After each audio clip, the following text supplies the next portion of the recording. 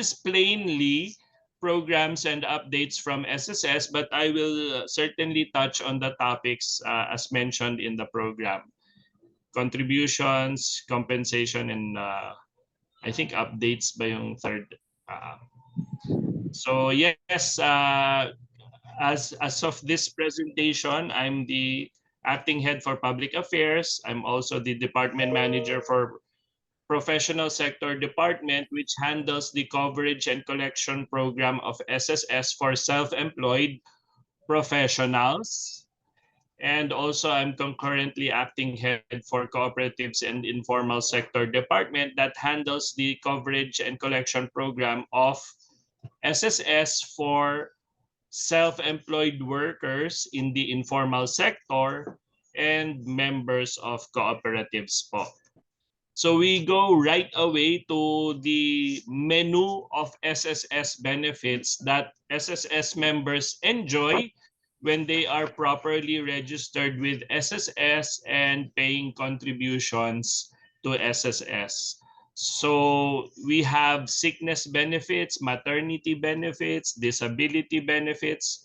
For employees, we have unemployment benefits in case of involuntary separation. We also have retirement benefits, death benefits, funeral benefits. For work-related contingencies, we also have employees' compensation benefits. And for immediate cash needs, we have salary loans for regularly paying members of SSS. And even for retirement pensioners, we also have pension loans for them. As of June 2023, the most latest data, nung nag-present po ako sa AmCham sa Makati no August 2, as of April pa lang po yan. Pero ngayon po is as of June. So we have our updated figures here. The SSS pays out a monthly pension. This is the most important social security benefit of SSS, the monthly retirement pension po. So currently, we pay out an average of 4,928 pesos per month. That's the national average among our retirement pensioners.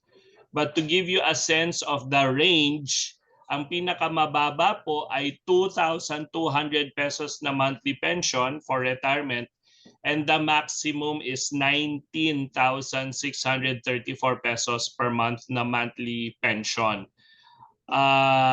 So the range is pretty wide because it totally depends on your contributions record. As a rule of thumb, the more contributions you pay at the higher contribution brackets or amounts will also mean higher benefits to you. As regards retirement pension, you must have paid at least 120 contributions to SSS, and this is this is equivalent to 10 years of service. Pero ladies and gentlemen, hindi po kailangang dire-diretso yung 120 contributions. Okay lang po yung minsan ay may gap because minsan naman ay wala tayong trabaho. At kung walang trabaho, walang kita. Kung walang kita, wala hong hulog sa SSS. But that's really fine naman po. It's a reality. Sa amin pong tanaw, madali po dapat maabot ang 120 contributions dahil katumbas lamang po yan ng 10 taong hulog nga po. Karamihan naman po sa atin ay may kakayanang maghanap buhay ng 40 taon, 40 years po. Pero makapag 10 taong hulog man lang, magkakaroon na po ng buwanang pension yung SSS member upon retirement at age 60 or later. So this is the most important benefit of Social Security na sana dumating po ang panahon na lahat tayo pagdating na ating retirement ay tatanggap ng buwanang pensyon mula po sa SSS. Sana po ay lahat magkaroon ng buwanang pensyon when we grow old and retire po. This can be applied for online by looking for SSS Circular 2021-021 or just scan the QR code you see on the screen. So, alam po namin na we have our work cut out for us because the senior citizen population in the Philippines, according to the Population Commission in their projections, more than 10 million po ang senior citizens sa Philippines, pero ang retirement pensioner po ng SSS ay 1.9 million lamang. And from internet research, I found out that GSIS has more or less 400,000 retirement pensioners. So that brings to 2.3 million lamang ang may buwan ng pensyon from SSS or GSIS. So it leaves mga 7 or 8 million senior citizens in the Philippines who do not have a monthly pension either from SSS or GSIS. So sana po ay magbago yan pagdating ng panahon at lahat tayo ay maging pensioner po either from SSS or GSIS. Lalo na po sa aming disability at death pension program, nangangailangan po lamang ng 36 contributions, hindi din po kailangan dire-diretso. With 36 contributions, may protection na po kayo para sa inyong sarili o sa inyong mahal sa buhay kung sakali pong matindi yung disgrasya na dumating sa atin. On the average, the amount of disability pension, monthly pension that SSS pays out is 4,665 pesos per month. Ang pinakamababa po ay 2,000 pesos per month. Ang pinakamataas naman po ay 18,094 pesos per month. Again, depende po kasi yan sa inyong contributions record at maifa-file nyo po yan online. Please note po, 36 contributions lang po. Hindi din po kailangan dire-diretso. You will have disability pension in case of disability po. And you can apply for this online by looking for SSS Circular 2022-039 or just scanning the QR code you see on the screen. Similarly, the death benefit, this is the survivor's pension na tinatawag na binabayad po ng SSS kung ang miyembro ay namatay at ibabayad po ito sa asawa ng miyembrong namatay. Basta po nakapaghulog man lang ng 36 na contribution yung SSS member. On the average, 4,019 pesos po ang monthly pension na binabayad na SSS for survivors. Ang pinakamababa po ay 2,000 pesos every month. Ang pinakamataas po ay 18,803 pesos every month as of latest data. So you can apply for this po online by looking for SSS Circular 2022-009. SSS also pays out funeral benefit. The average that we pay out is 22,575 pesos na lump sum benefit. Nangangailangan po lamang ng isang contribution sa SSS basta nakapaghulog man lang yung miyembro na isang hulog sa SSS, yung taong tumustos ng gastos sa burol o libing can claim for a funeral benefit. The minimum amount that we pay out is 12,000 pesos. The maximum that we pay out is 40,000 pesos. And you can apply for this online also. We also pay out sickness benefit. On the average, we pay out an amount of 8,959 pesos. And it only requires 3 contributions. As long as these 3 contributions are within the past 12 months. The smallest amount that we have paid out is 180 pesos. The highest amount that we have paid out is 72,000 pesos. And you can apply for this online also. We also have maternity benefits. So yeah, the average amount of maternity benefits that we pay out is 39,289 pesos. It's a lump sum benefit na nangangailangan po lamang ng 3 contributions basta po nasa loob yan ng nakaraang 12 buwan. Ang pinakamababa po ay 3,000, ang pinakamataas naman po ay 80,000 pesos. You can apply for this online also. Let me just say po right away na kung ngayon nyo pa lamang po nalaman na kayo ay buntis at ngayon pa lang kayo maghuhulog ng 3 contributions, hindi po kayo magiging eligible sa maternity benefit. So nililinaw ko lamang po yon. Kasi may mga sumusubok pa rin po at nadi-disappoint po sila pag hindi sila nakaka-claim. Ang ibig sabihin lang naman po is that we should be regularly paying our SSS contributions already before the contingency arises. And this can be applied for online also. For work-related contingencies, SSS pays out employees' compensation benefits also. This benefit is paid out when the contingency is work-related. And by the way, going to the office or to your workplace and going home from your workplace is work-related din po. So mahalaga po yun na alam po sana ninyong lahat. So if the death is work-related, SSS pays out additional EC monthly death pension.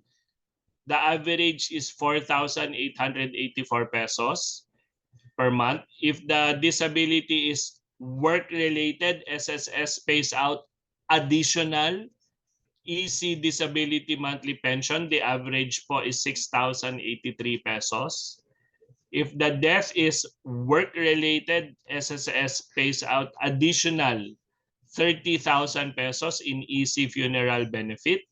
If the sickness is work-related, SSS pays out additional EC sickness benefit in the amount of average amount of 8,374 pesos. So I'm stressing po that EC benefits are additional benefits that you get if the contingency po is work-related. And it requires only 1 contribution, but by that, ang ibig ko pong sabihin ay kung nakapaghulog na po ng contribution sa month na ito, for example, August, tapos sa September po mangyari yung work-related contingency, makaka-claim na po ng EC benefits. And this can be applied for online also. Member, for immediate cash needs, regularly paying members can also apply for a salary loan from SSS. The average amount that we loan out is 25,859 pesos. Ang pinakamababa po ay 3,000, ang pinakamataas po ay 40,000 pesos. It depends po kasi on your contribution record again. So it only requires 36 contributions, but 6 of those contributions must be in the past 12 months. So by now po, you must have noticed that SSS looks at the recent few months kung may hulog po kayo to determine eligibility to all of our benefit programs. So dapat po ay nakakapaghulog kayo na regular para po makaklaim kayo ng benefits when the time of need comes. Nakaka-apply po ng salary loan through online po. We also have a pension loan program for retirement pensioners of SSS. The average amount that we loan out through this program is 45,705 pesos. Ang pinakamababa po ay 6,600. Ang pinakamataas naman po ay 200,000 pesos. And it can be applied for online po. So with that, we are done with the SSS benefits. I should have also added that SSS pays out unemployment benefits for employees who were involuntarily separated from work. So yun po, may apologies, hindi ko po nasama sa slide, pero may unemployment benefit din po kami. So I am showing here on the screen SSS contributions, and I have here the legal basis for the contribution rate changes that we have been implementing since passage of the law, Republic Act 11199 or the Social Security Act of 2018. So this year is 2023, so 14% po ang contribution rate, 9.5% to be shouldered by the employer and 4.5% to be shouldered by the employee, subject to minimum and maximum monthly salary credits. Come 2025, we will institute our final contribution rate change based on the law, which brings the contribution rate to 15%, 10% to be borne by the employer, and 5% to be borne by the employee. And the monthly salary credit will also be increased yun sa minimum and maximum. It is important to note that self-employed persons, being both an employer and employee, shoulder the entire contribution rate of 14% currently and 15% come 2025. So the SSS contribution schedule are guided by the SSS circulars that we issued, and you see here the enumeration of the various circulars that we issued by the end of 2022 to implement the contribution schedule for starting January 2023 for all types of workers po yan. Mr. Ernie Cecilia wanted to have an idea as to how much are being contributed to SSS by the employees, self-employed and voluntary members, and OFWs. And here you see the breakdown. So understandably, there is the employed workers take up the lion's share of contributions collection. We still have our work cut out for us as regards registering self-employed workers and making them contribute to SSS. And you see here the other figures for voluntary members and OFW members. So this is more or less the current trend as regards contributions collection by membership type. 261.4 billion po ang na-collect na SSS last year, and for 2023 it may be a little bit comparable to this. As regards membership, the number of employers registered with SSS is almost 1 million. And as regards individual members, almost 42 million covered by SSS. We show here additionally the breakdown of revenues and expenditures. So you can see here that for 2022, as regards inflow and outflow, the inflow very well outpaced outflow for a positive net revenue of 52.6 billion. And we offer here also our investment level, which is 721.3 billion for at end of 2022, with an annualized ROI of 6.6% for 2022. Okay, I wish to talk to everyone here about SSS online transactions. Maybe many of you know this already, but I just want to make sure when we say SSS online transactions, we're really referring to our My SSS facility, yung My SSS account po ng mga miyembro. So you just go po to the SSS website and register online by creating a My SSS account. So you can see here at the website of SSS at the bottom right, that's what you will click so you can start registering and creating your online account with SSS. You can also alternatively just download the SSS mobile app, and it is free, and you can register online by creating a My SSS account from your gadget. So you can download this po from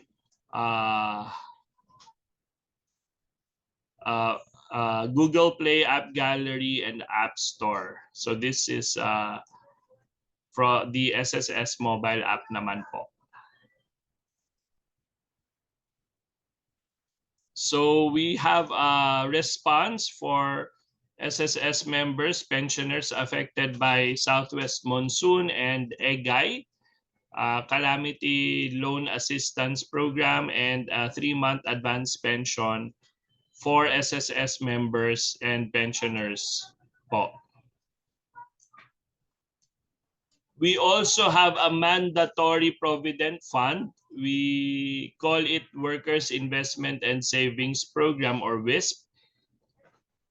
This is automatic po for SSS members who have no final claim under SSS programs and whose contributions are based on higher monthly salary credits. Wala na pong gagawin dito additionally ang miyembro. SSS na po ang bahalang gumawa automatically ng Provident Fund account sa ngalan ng mga miyembrong naghuhulog sa mas matataas na salary bracket po. Those whose monthly salary credit exceed 20,000 po. We also have a voluntary provident fund.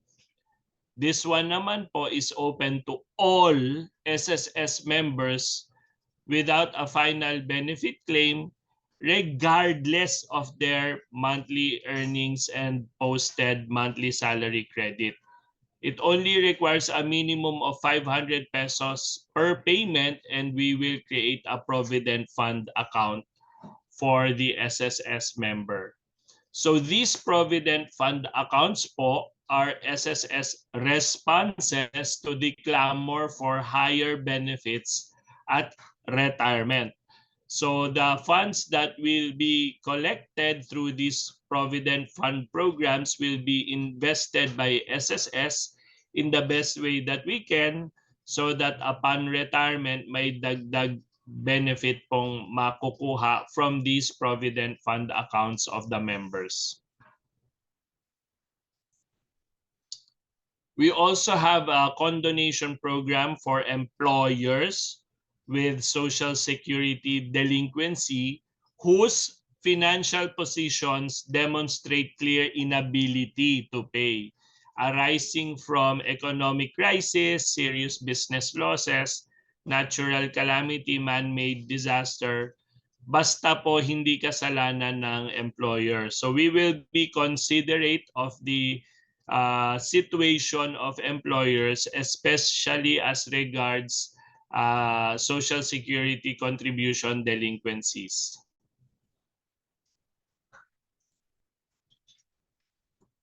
We also have an USAP Tayo portal, the Customer Relationship Management System, or CRMS of SSS. You just have to go to its portal, crms.sss.gov.ph, where you can create an account maybe create an account as an employer. Pwede din po kasi as a member or non-member. And then you add a ticket for every query or request for assistance, and you upload documents as needed, then submit.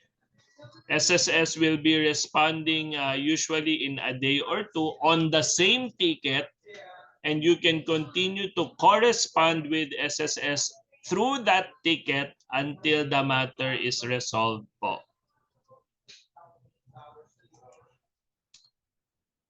We also are in social media. All of our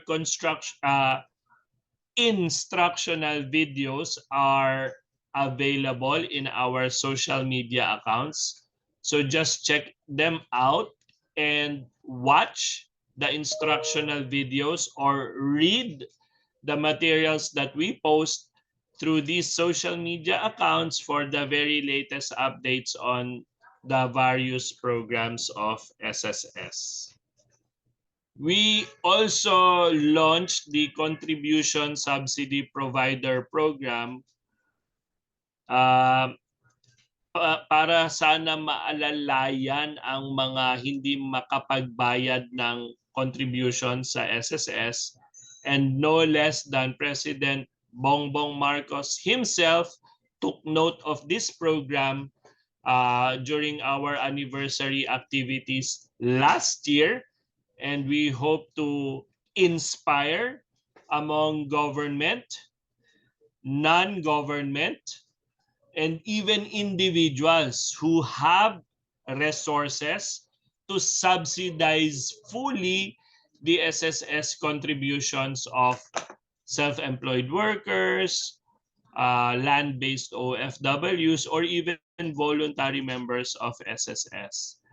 There is very low SSS coverage among self-employed workers, especially those belonging to the informal sector.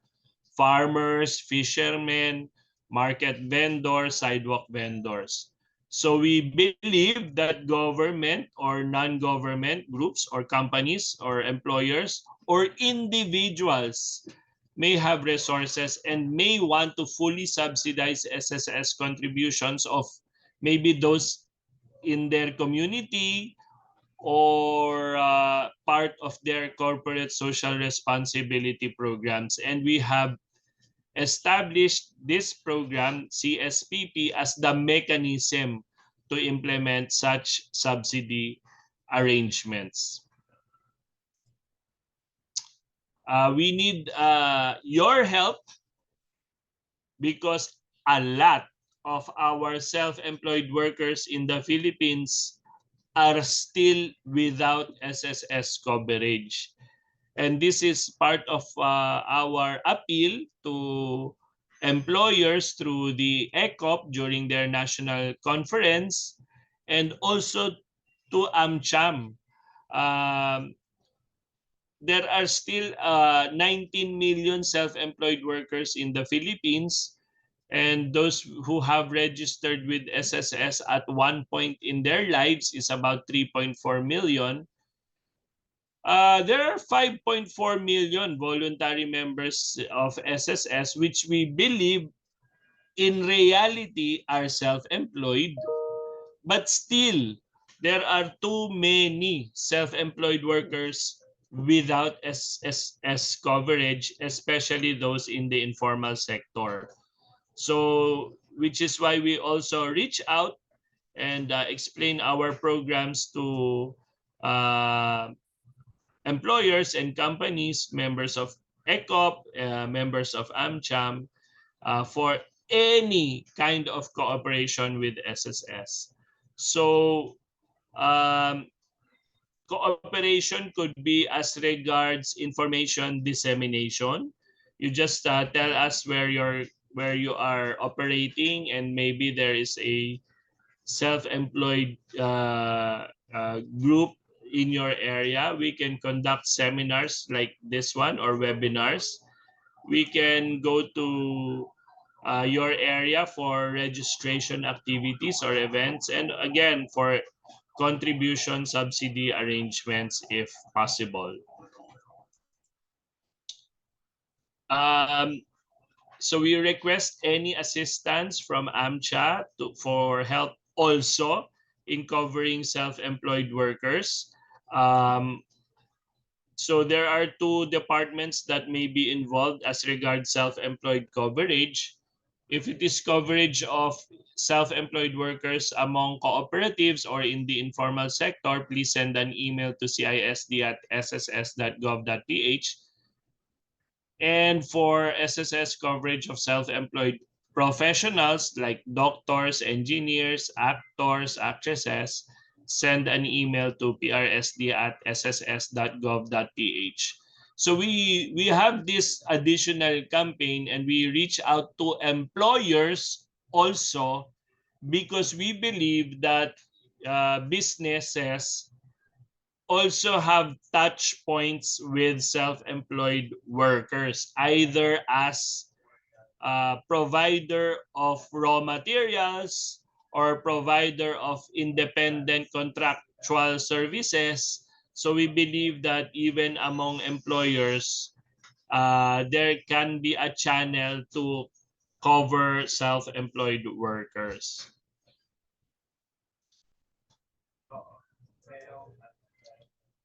So again, contributing to SSS is not an expense po. It's really saving for your future and for your time of need. And naniniwala po ako ng taos na kapag tayo po ay naghuhulog ng SSS at maging pensioner din po tayo pagdating ng panahon, hindi po tayo magiging mahirap. May alalay na po tayo from SSS in the form of a monthly pension for life. And even if we go on and leave this world, lilipat pa po yan sa ating asawa for the rest of his or her life.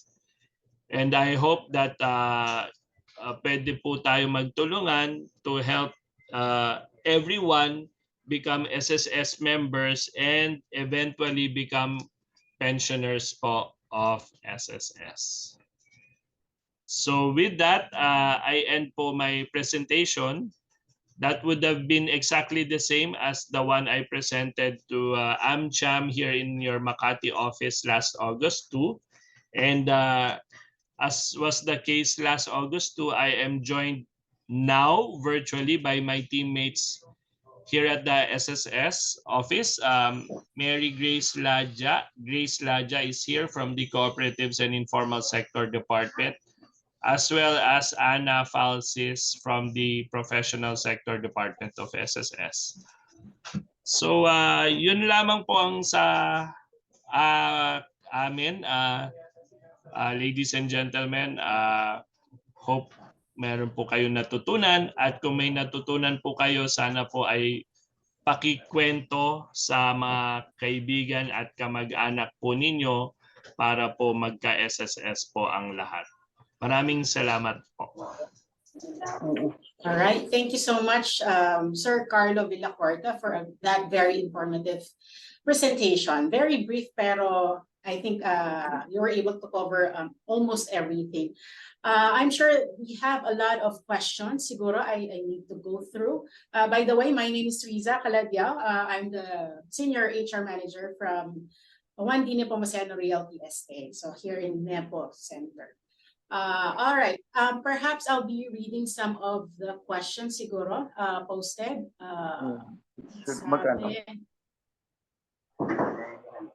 From U.S. Commercial Service, for death benefit, is it only the spouse who will get the benefit? What if the member who died is single or widower or widower? Ito po yung question. Yes, so hindi naman po yung spouse lang. So we will follow the hierarchy of beneficiaries. The spouse is the primary beneficiary nga po. Kung in the absence of spouse, the secondary beneficiary.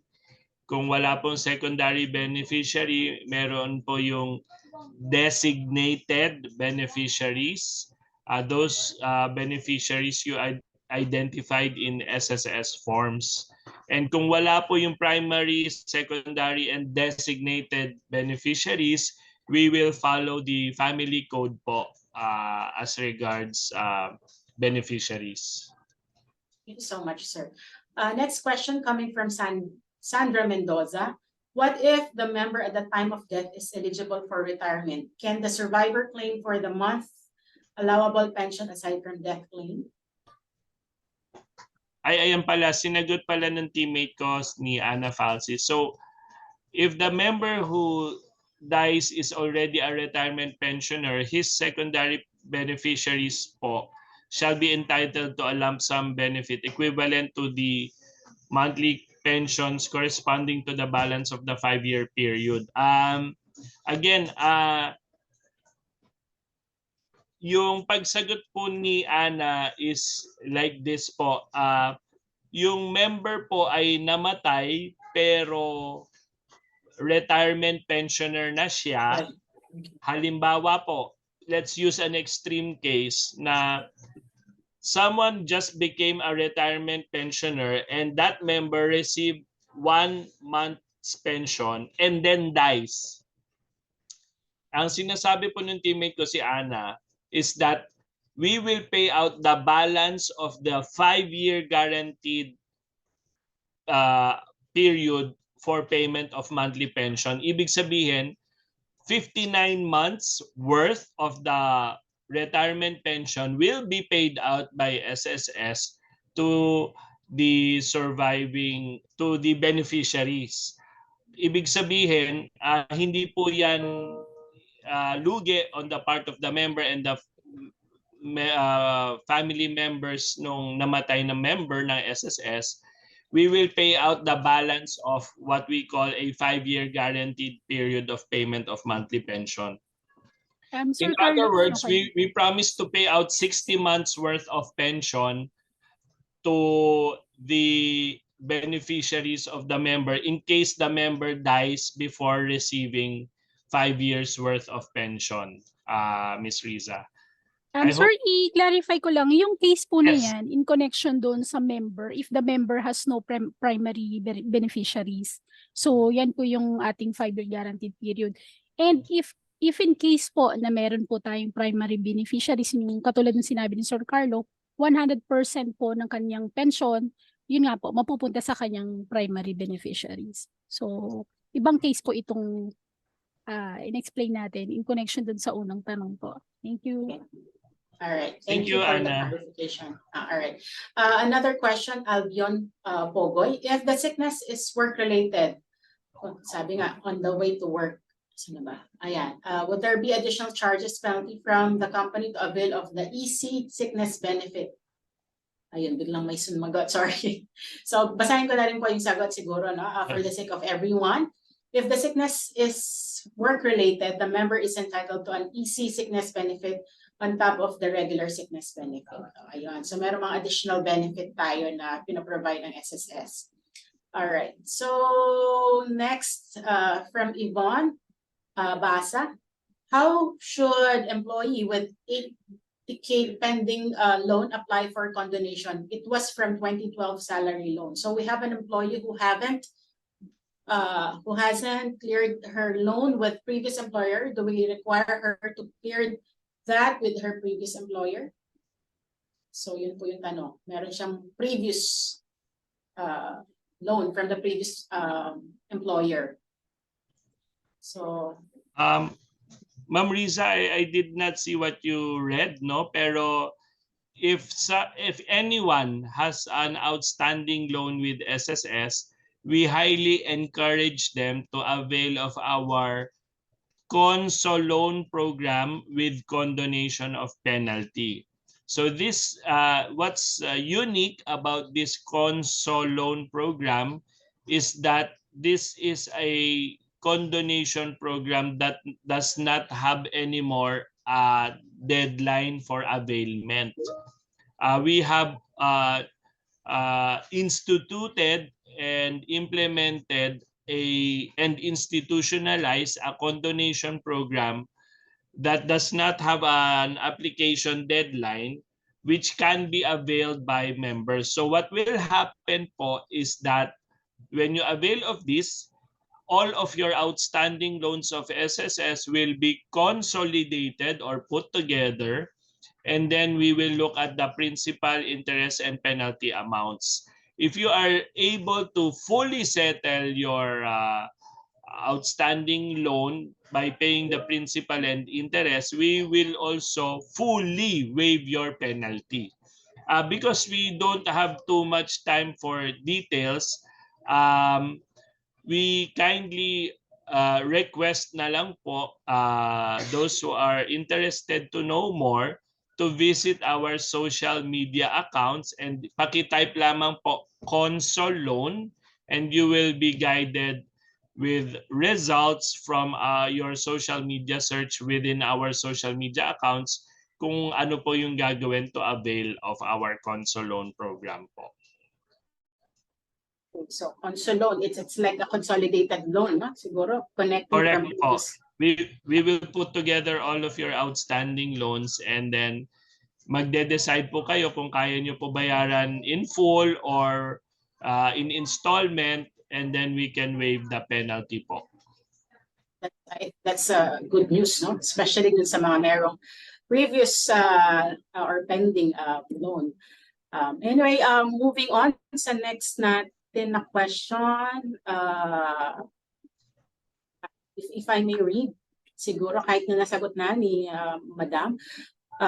From Oscar Tabihe from Davao City, my contribution started 1989. However, per SSS online record, it started 1991. How can I reconcile this when the company I worked for, the period 1989 to 1991 already closed their business? So ang sagot po, there are contributions po that are recorded in our system in lump, especially those earlier years. You may request for manual verification of your contribution. So more likely, tama po ba ang intindi ko?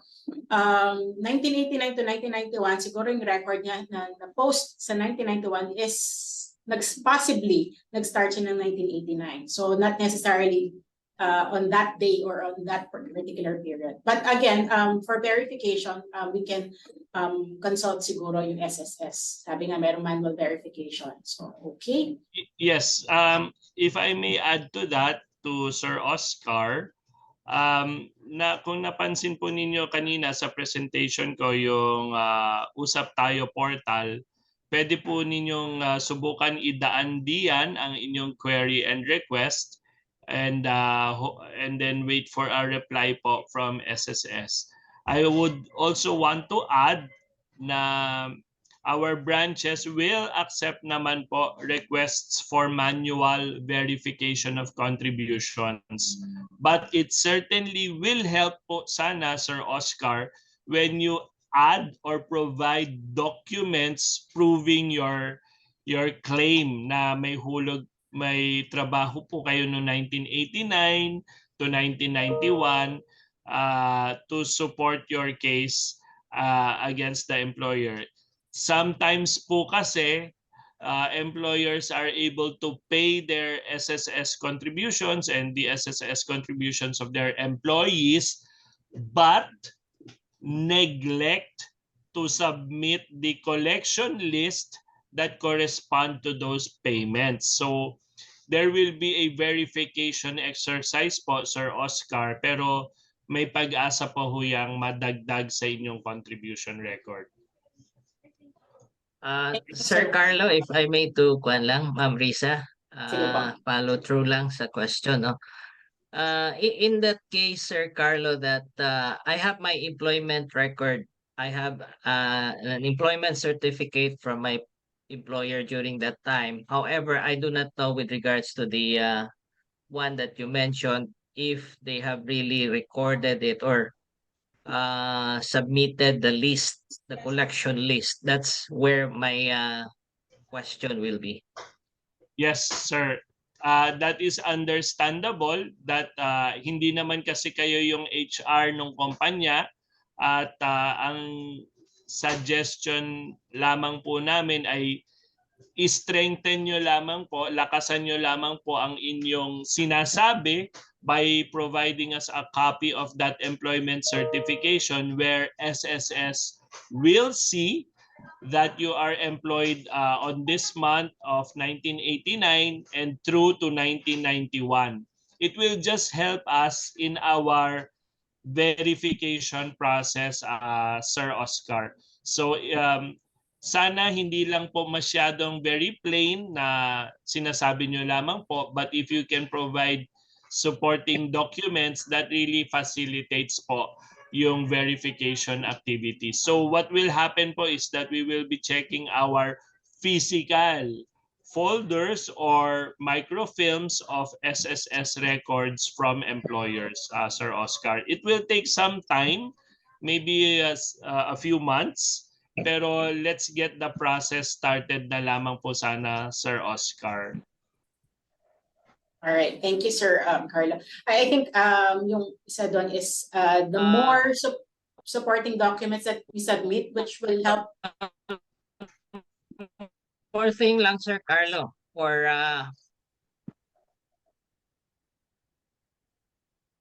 sa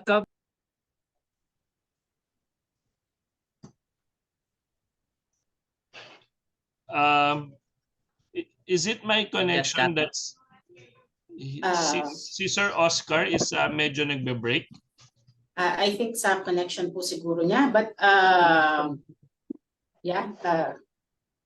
All right, so as I was saying, siguro the more supporting documents, the better. So it could help us make the process siguro verification. Ma'am Risa, just to add on to the end. Okay, go ahead.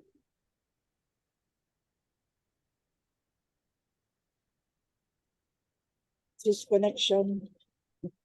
Yeah, I think he's cutting off in and out. Ayan. All right, siguro balikan na lang natin siya. So another. Po, we'll just visit your office na lang dito sa Davao. Okay. Thank you very much. Thank you. I may add, Ms. Reese. Yeah. Yes. Sir Carlo, yeah, if I may add, not in reply to Sir Oscar's question, but more like a testimonial. That's why it's important that we register with the SSS portal, because you can trace there the contributions of your employer. Kung talagang, you know, na nahuhulog talaga yung contributions mo with SSS. In my previous employer, I had a salary loan, and I think I left 7 years ago.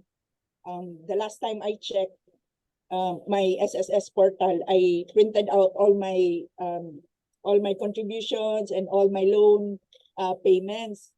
With my current, and then I joined AmCham.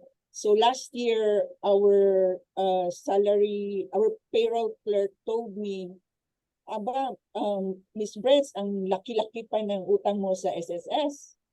So I checked the portal, and true, what I thought na 1,000 lang yung balance of my previous loan, umabot na ng 120,000. So it's a good thing that I was able to print out yung list of payments ko with my previous employer, and that was what I showed to the SSS office here in support of my claim na bayad na yung utang ko. So it's a good tool to use to be registered sa SSS, my SSS portal. Yun lang.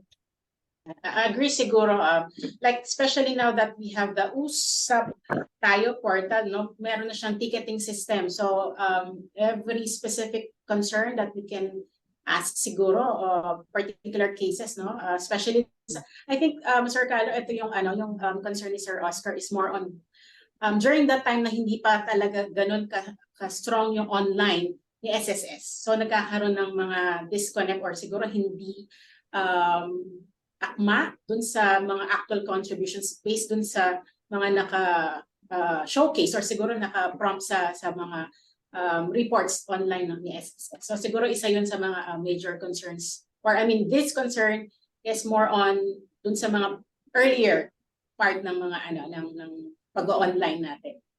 Yes po. Understandable po yun, Ma'am Risa. And thank you din po dun sa testimonial kanina. Sir Oscar, may I ask question?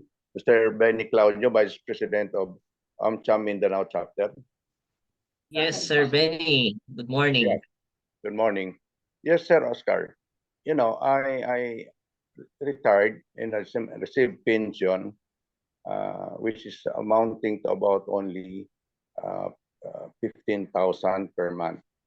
However, the new pension rate is already 19,000.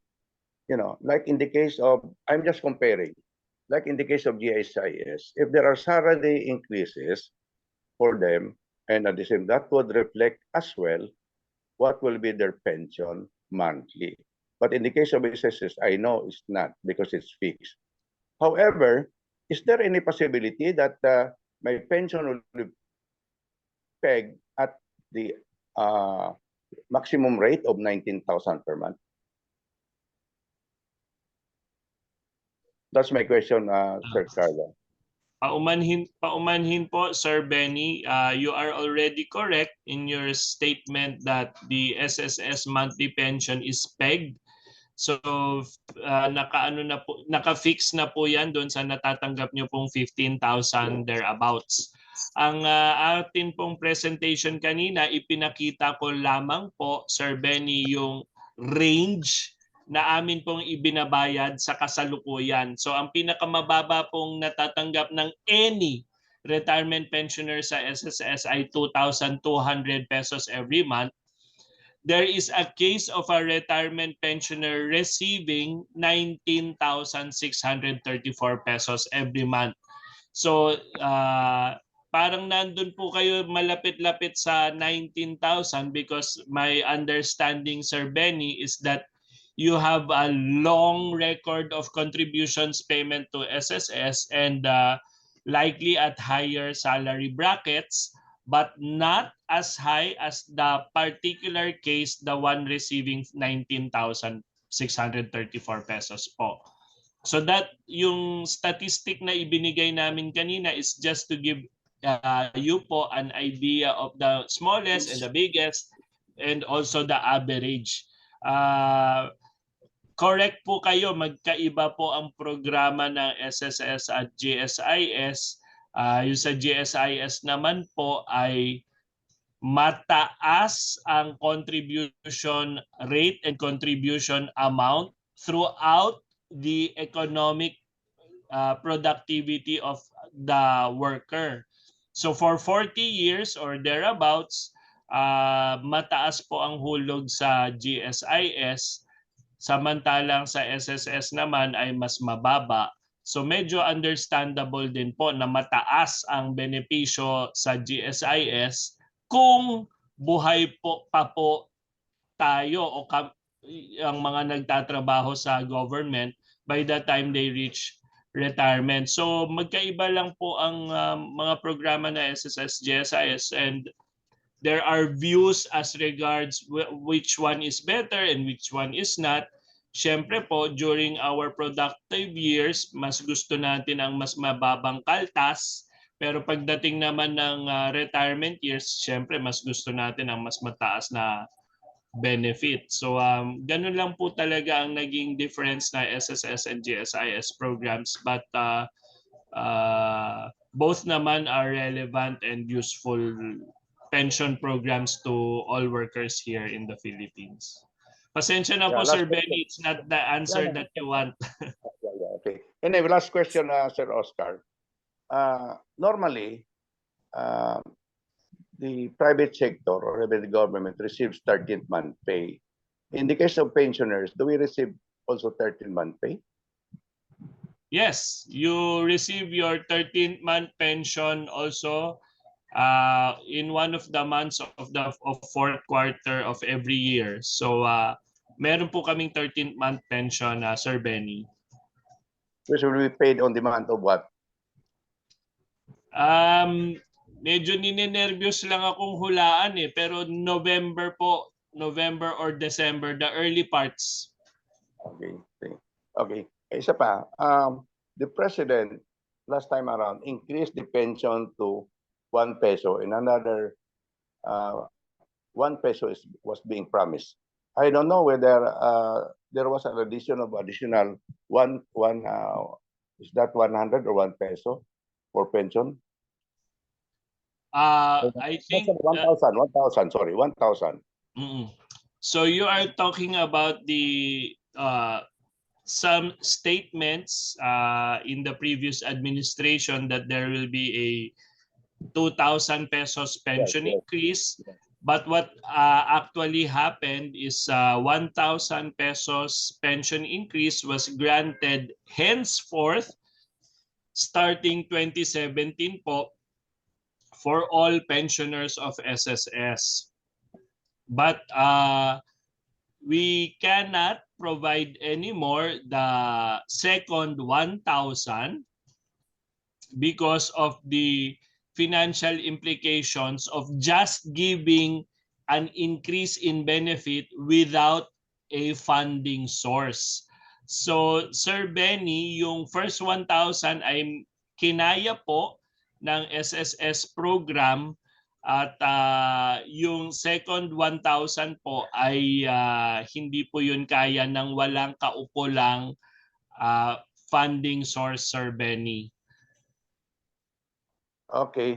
Thank you, Sir Oscar, and I'm satisfied with all your answers. Thank you very much. All right. Thank Thank you. you, We have Sir been Benny. receiving the 13-month pay.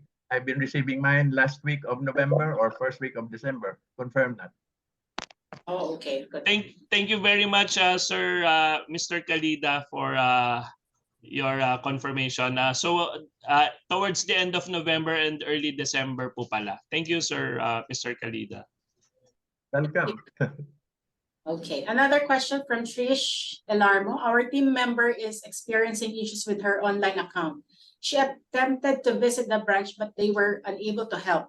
We sent an email to online services assistance at sss.gov.ph expressing our concern, but it was returned as undelivered. Are there any additional email address or contacts that we could get in touch with?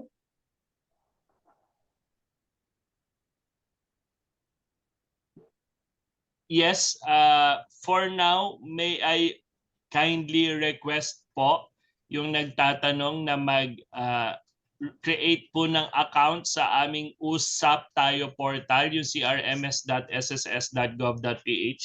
Incidentally, Ma'am Risa, I will provide a copy of the presentation to AmCham North Luzon, Visayas, and Mindanao through your organizers. So don't worry about receiving a copy of the presentation. Alright. And Thank then yes, so yun po ang suggestion ko dun sa mas effective way of handling member concerns through our portal po. There is also talk po kasi to redirect all queries and requests through that Usap Tayo portal po namin. And so some of the email addresses may have been turned off for now until we are able to measure the success or the ability of our Usap Tayo portal to service the members. So paumanhin po for the unfortunate experience, pero pa-request lamang po na bigyan po ng chance yung aming Usap Tayo portal. And if it still is not responsive enough, our branches should still be accommodating. And medyo nahihiya po ako sa experience ninyo na hindi kayo natulungan. Ang dapat po ninyong sabihin is hindi nyo ma-manage yung aming online portal and you should be accommodated. Let me know po if hindi po kayo na-accommodate and we will want to really act on this naman po. Ma'am Risa, doon po sa nagtanong. All right, thank you, Sir Carlo. Question from John Balatbat. Hi, Sir Carlo and team. Our businesses are located in North and Central Luzon. Our employees inform us that they cannot apply for a calamity loan. The SSS online says they have no home address in their record. Like ito po yung sabi, you have no home address in your record, please submit an accomplished member data change request form E4 to the nearest SSS branches. So yun po yung tanong. Yes. So Ms. Riza, the response of SSS is also providing a suggestion, which is to go to the SSS branch and update or report your home address. So this is a case for members who have not registered their home address. Therefore, hindi namin ma-determine yung eligibility po nila sa calamity loan program na SSS. Kasi po sensitive po yung aming programa to your address. And if you don't specify your address or you have not reported it the first time, paki-report lamang po sa SSS. So yun po yung solution. And when you report it na, you should be able to apply na for a calamity loan very soon, Ma'am Risa. Okay. Sir Carlo, is it a possibility where in this particular instance po siguro, baka previously meron na silang registered home address, tapos possible po ba na parang nawala siya in between? That's why when they reapplied for a calamity loan, ito yung pinaprompt niya. Meron po bang cases previously ganito? Meron bang cases? So hindi ko ho alam particularly for cases like that.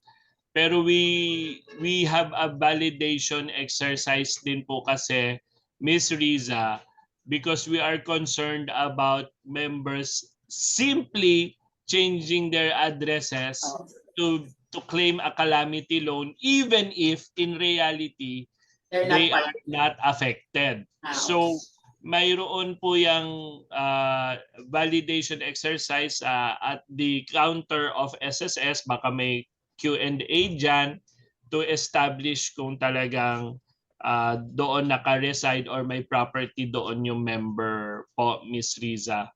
So medyo ganun ko lang po masagot yan, Ms. Riza, at this time. Oh, okay. So it's more of perhaps updating, no? Baka yung nag-claim nakalipat na ng ibang probinsya na affected, pero yung before niya is not similar. Okay. Yes, that's why mahalaga sa amin yung updated yung inyong information sa SSS, ang inyo, lalo na inyong email address at cellphone number, because that's our line po to reach out to you po. Okay. All right. Thank you. Abigail Lumanlan, in relation to the beneficiary like for death, will SSS consider common law partners in the absence of the primary beneficiaries?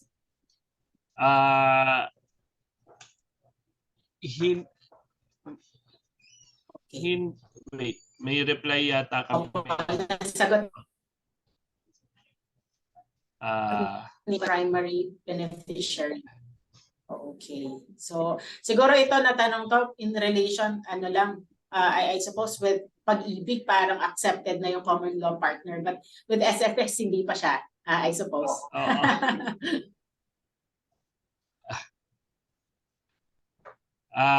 Yes, so hindi. Yung mahalaga nga po dito is yung in order ang ating records. So kung common law lamang po, hang on, Ana, tama ba? So kung yes sir, bali nasagot ko po dun sa question sa ilalim, yung reply ko. Only dependent legal spouse po ang considered primary beneficiary po sa SSS po. So kumbaga yung for other like Pag-ibig po kasi once kahit na beneficiary niya is common law partner, of course meron silang mga validation at meron ding sinasubmit. So kumbaga si SSS hindi pa siya naka-align sa inclusivity. All right, understood po. Baka isa po yan sa mga isang suggestion that we would want to consider moving forward with SSS. I suppose it's a valid, especially now that we are more of the inclusivity po. Tama. Anyway, sige po. Yes. So mag-react Mr. Carlo. So we're all aware naman of the goings on in current times. Mm-hmm. sa ngayon po, dependent legal spouse, and then after that, yung secondary beneficiaries, and then designated beneficiaries. So we have not yet evolved into the other preferences po of partnerships. So we stick pa rin po with the dependent legal spouse at this time, Ma'am Risa. Noted po. So question from Edwin Marañon. What support does SSS give to those from the informal sector who wish to do voluntary contribution but don't have bank accounts and are rural-based yon. So far from non-bank payment channels such as e-wallets. Yeah, yung nagtatanong po, Ma'am Riza, just invite us po and we want to go there. We have noticed po kasi that our marketing campaign through traditional media and social media, I can also admit, is not effective. That's why we want to reach out to where these workers are and talk to them directly and bring with us SSS resources as well as partners. Minsan po, bit-bit namin si Maya. Minsan we can invite GCash to go with us for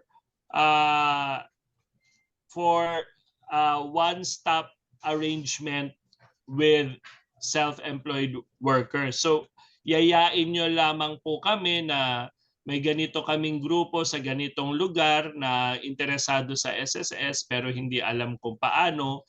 We can go to where you are, bring with us some forms that are needed, or teach you how to do it online. So, marami kaming ganyang kampanya. Ang current strategy namin is to go to your barangays and teach your barangay personnel kung paano i-handle ang online platform ng SSS so that the barangay constituent can simply just go to the barangay office for an SSS transaction. So yun yung tinatawag naming e-center, electronic center sa barangay, na basta yung barangay ay may internet at may computer kahit isa, tuturuan namin yung taga-barangay kung paano mag-online sa SSS. Tapos doon na lamang po sasadya ang mga constituents. So that's one. The other one nga po is invite us and we will go to you. It's just a scheduling concern and give you an orientation and turuan po ang mga grupo nyo kung paano asikasuhin ang SSS ninyo mismo. Pwede din po yung mayroong leader sa inyong kasamahan na pwede makipag-partner sa SSS na intindihin kung paano maasikaso ng inyong pinagkakatiwalang leader ang SSS ninyo para isa na lang ang tagagawa ng taga-asikaso ng SSS sa ngalan ng inyong grupo. Basta napagkakatiwalaan nyo ang inyong pamunuan. So there are many ways, pero maybe the first step is just to reach out to us po. And at the tail end po of my presentation, Ma'am Risa, our contact details depending on which kind of self-employed worker needs help po. So in this case po, mag-email na lamang po sa amin sa cisd@sss.gov.ph and we will want to travel to where you are. We have already traveled via a 6-hour boat ride na sinundan ng 1 oras ng biyahe sa habal-habal para mapuntahan ang isang community. It's a lot of sacrifice, but we will go to where you are. It's just a scheduling concern po. Kahit masuka kami sa bangka, sinusubukan namin yan. Si Grace Ladja po, yung teammate ko, may personal experience dyan. So we want to go where you are para may SSS po sana mga self-employed, lalo na po yung mga mahihirap nating kababayan na pinaka makikinabang sa SSS coverage po, Ma'am Risa. Yeah, I agree po. That's a very nice gesture, no? Reaching out dun sa mga far, parang unknown places. Pero, especially the SSS, yung intention naman natin dito is to support especially yung retirees naman. All right, so moving on sa next question natin from Edgar Lester. I may have misunderstood Sir Carlo in regards to the 5 years payment of pension. My question is, how long does a pensioner receive his monthly pension? Is it for 5 years only or for as long as the pensioner is alive? Thanks so much. No, SSS. For as long as the pensioner is alive. So let me be clear, ang buwan ng pension po from SSS as regards retirement is for the rest of your life. However long your life is, and if you go ahead in this world, lilipat pa po yan sa inyong asawa for the rest of his or her life pa. Lifetime talaga. All right. Thank you po. Next question, Rafael John. Question po regarding maternity benefits. There was recently approved guidelines from SSS that documents like birth certificate, operative record can be waived for resigned employee. However, SSS will only reimburse 60 days equivalent of maternity benefit instead of the full benefit. So what if employee decided to show up and submit the requirements? Can the company still reimburse the balance of the benefit? So, Okay. Medyo very detailed po yung case na ito. Ang sa akin po is you give it a try po. Online po ang aming platforms for applying for a maternity benefit. I-apply po ninyo based on our requirements, and then we will assess it po and pay the benefit. Mayroon po kasing yung circular po na yan ay amin pong nilabas because there have been cases wherein the employer has paid for the maternity benefit because the employer advanced it, pero nag-resign agad yung nanganak tapos nag-claim agad sa SSS as a voluntary member.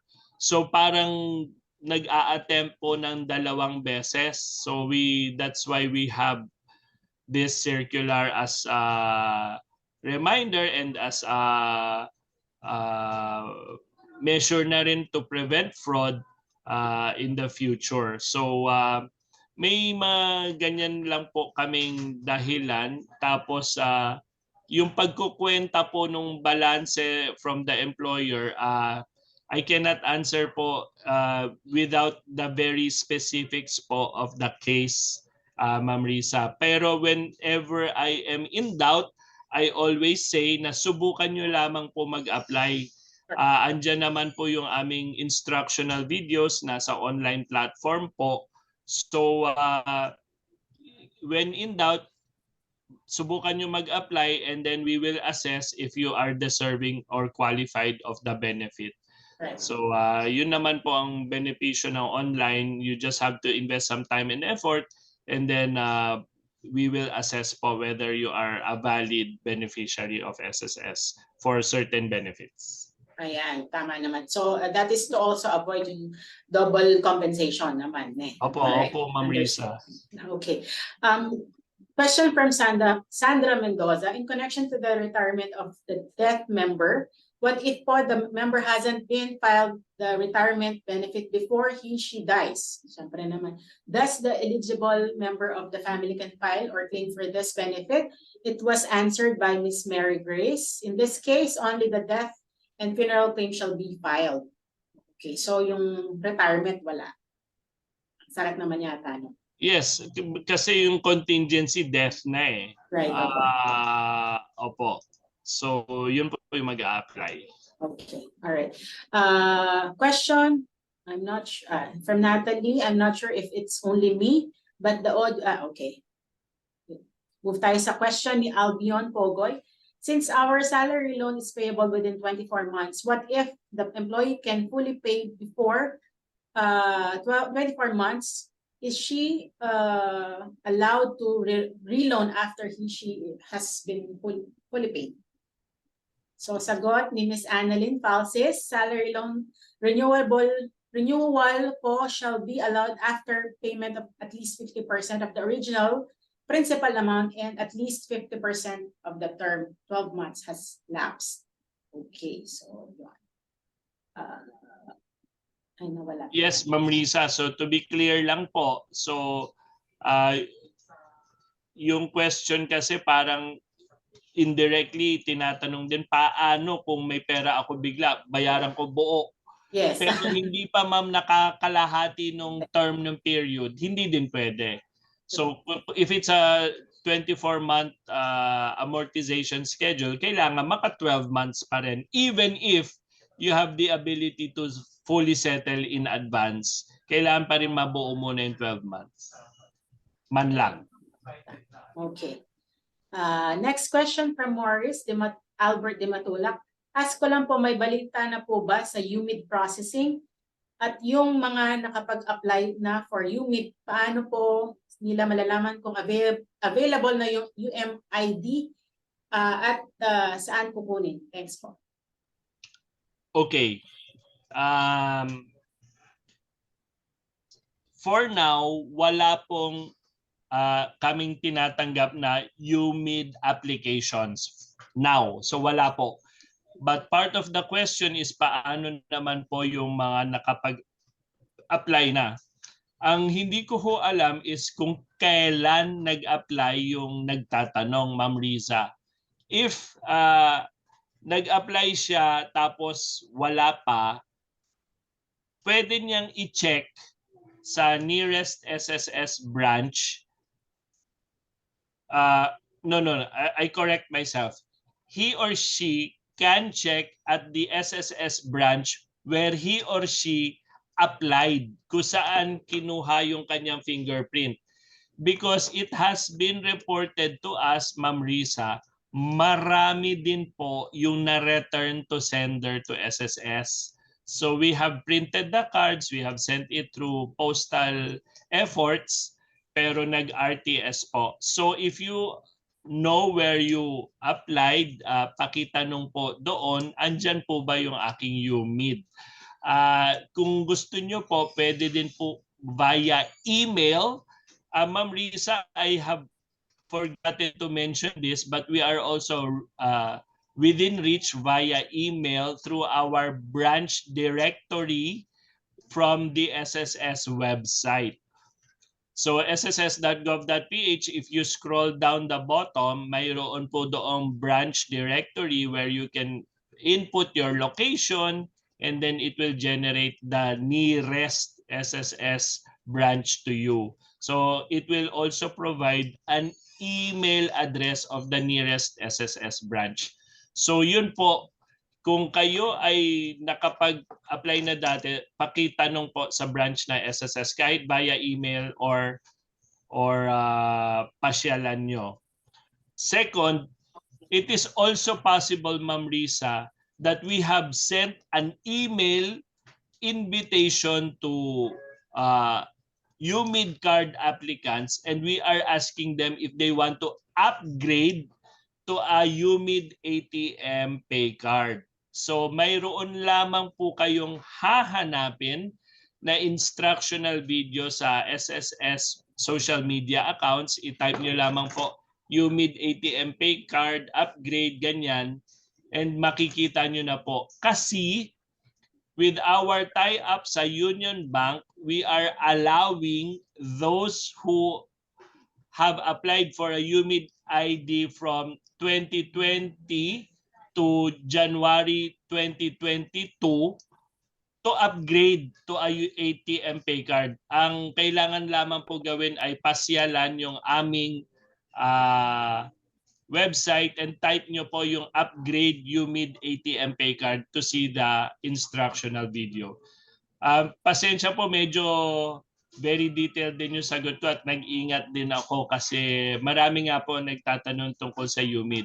And we are having high-level talks with Philippine Statistics Authority on how to coexist or how to give way to the PhilSys ID, because there is we don't want to be doing two IDs kung pareho naman po ang objective. Right. Oo, yun nga po, medyo nakakarito na ng konti, no? Ang dami ng ID, but of course, yung mga government agencies, I understand that. Of course, yung mga designated ID nyo pa rin talaga yung highly honored, like in this case, SSS. All right, next question coming from Natalie. In addition to the maternity question, why is ORAR from LCR added in the maternity requirements and application from 2019 onwards and not moving forward?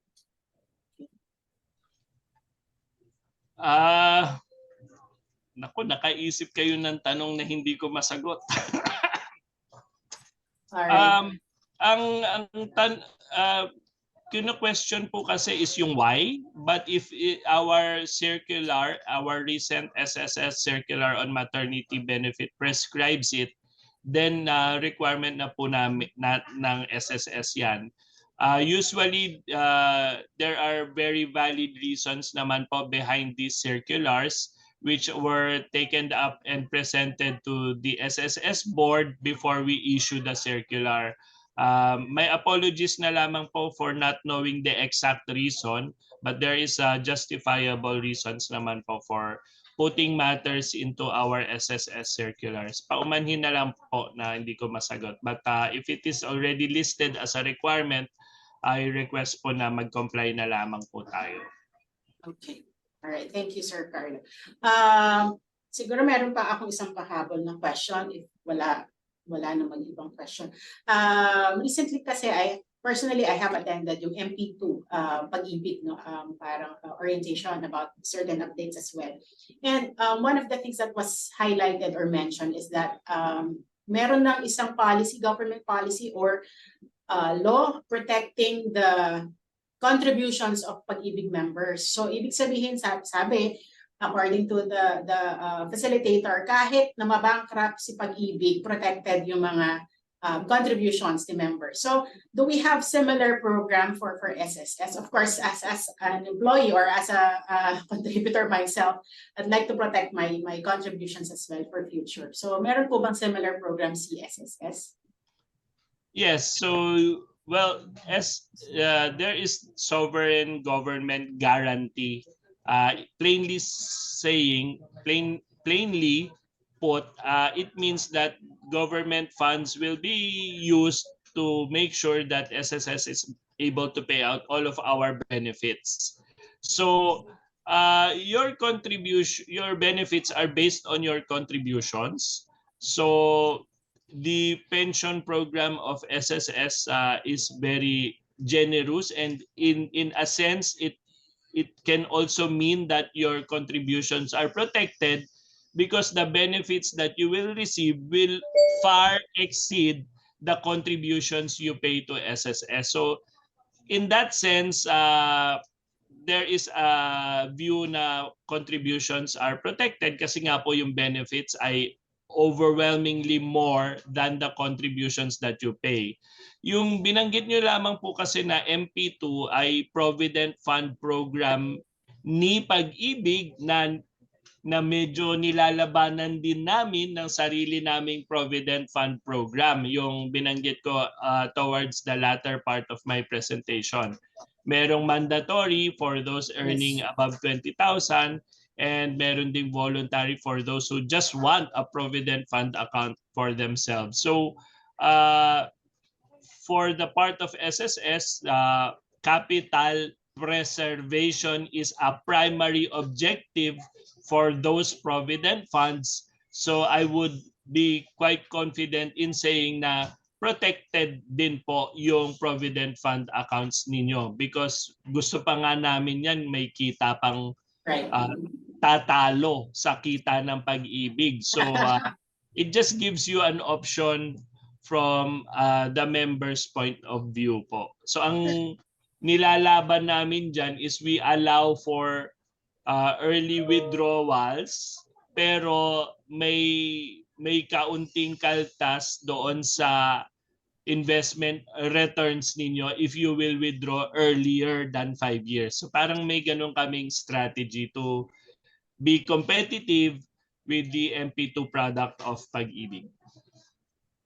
All competitions are pretty much healthy, no? Especially with the benefits that Friendly. members, yes, Friendly, friendly yes. competition, right? Aha. And it definitely gives us better benefits, no, as members. So gusto ko yung capital preservation. So that's I think that's the key word, no. Very astute investor kayo, Ma'am Risa, ha?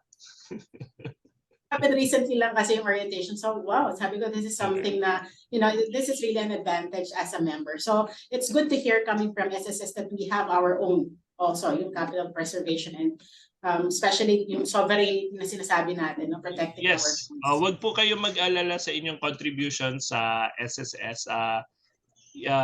Natutuwa po ako even with my own 26 years of actual experience here, even through different administrations and even with the political environment, our legislators have pulled through for us. The presidents of the Philippines have pulled through for us.